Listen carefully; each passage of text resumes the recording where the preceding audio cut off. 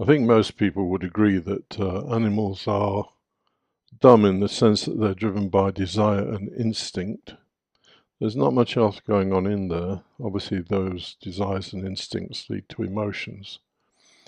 But yeah, I had a couple of dogs, and cute dogs, aren't they?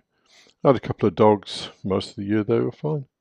And then May, when the fledglings were dropping out their nests at various places, they would compete to get them. They'd chew on them until they stopped squeaking, basically. So even though they look all nice and cute, they're fairly vicious things. Anyway, dumb animals driven by desire and instinct. Now, this is called Lucky You.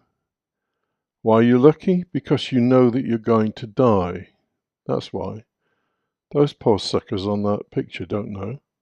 So they'll act as though they are immortal until, whatever happens to them, and they no longer exist.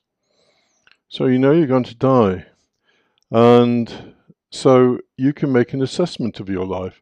It's said that knowledge of our mortality is God's greatest gift to us. Well, it's certainly useful because you don't need to be like a dumb animal, just driven by desire and instinct. You can make some kind of assessment of your life based on the fact that it's not a permanent feature.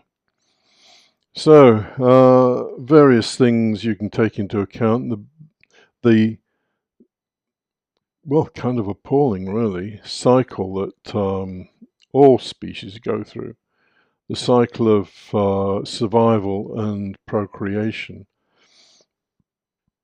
Procreation is just the act of producing another generation that will die. I mean, that's just the way it works.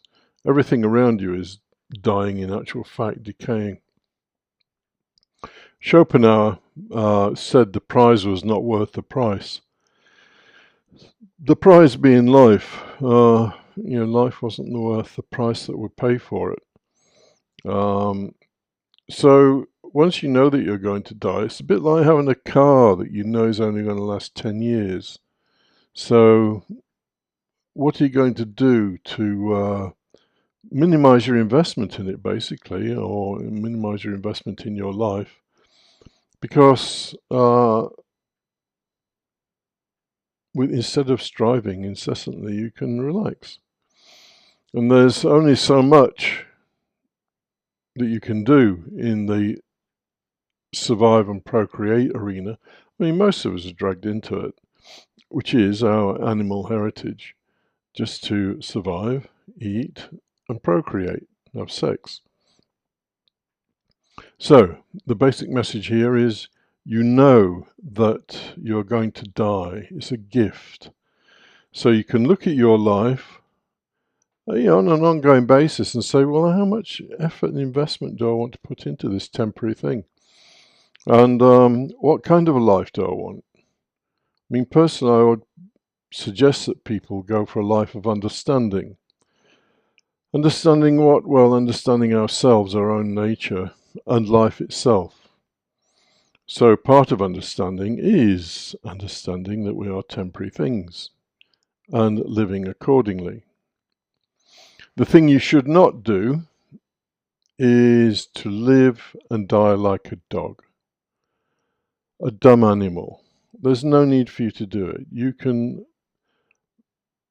live as a rational, sane human being, which is actually a little bit more difficult than it sounds, but nonetheless, it makes life more pleasant and more rewarding.